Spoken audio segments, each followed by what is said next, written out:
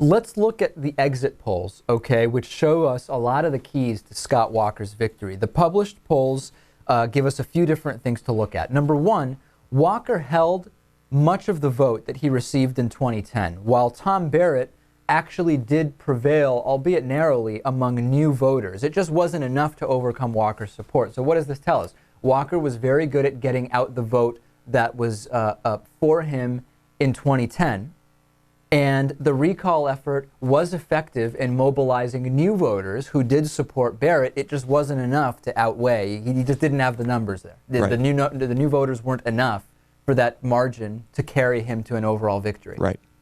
That's number one. Number two, the first unofficial turnout that we saw was 2.5 million voters. This exceeded the 2.16 that voted in 2010, which got Walker elected as governor originally, but it was not the 2.98 million that President Obama had to get that 14-point victory in Wisconsin in 2008. This is interesting because this really points to the effect of not having that national support from Obama, because Obama was able to get Wisconsin voters. The Wisconsin voters exist, and they do vote, right? Because we saw 2.98 million vote in 2008.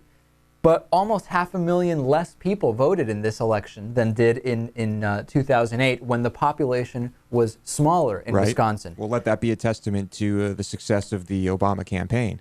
I mean, would you say definitively that he would have had the same effect had he been in Wisconsin actively trying to get people to vote? We can't say we would have gotten the 2.98 million, but we have to assume it would have had a marginal positive effect. Probably no question. would have been We just higher. can't say exactly what it would have been. Right.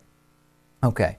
The biggest challenge, and this is fascinating, the biggest challenge to the entire recall effort for Tom Barrett may have been the nature of the recall itself. And what I mean by this is that on the exit poll, only 27% of the voters judged recall elections to even be appropriate for any reason. 60% say they were appropriate, that a recall is appropriate only for official misconduct, and 10% said recalls are just never appropriate, okay? Walker won those who are in that middle category, the 60% who say you should only have a recall election when there is official misconduct, okay? They voted for Walker over Barrett by a 2-to-1 margin, 66-33. If you have people going out not even really believing that the mechanism that created the situation that got them to the voting booth as legitimate, you're going to have a problem. That's a tough hill to climb. Yeah, and this is the reason why I think, or one of the reasons why the Obama campaign or administration decided not to get involved. It might have resulted in people in other states, not just in Wisconsin, thinking that, you know, Obama's supporting some, like an anti-democratic thing, which is the recall. Since Which so is many sad. people seem to view it that way. Which is sad because there are very straightforward laws in place. You need a certain percentage of the population to sign in order to get this on the ballot. They had almost twice that in Wisconsin, completely legitimate, constitutional by the letter of the law.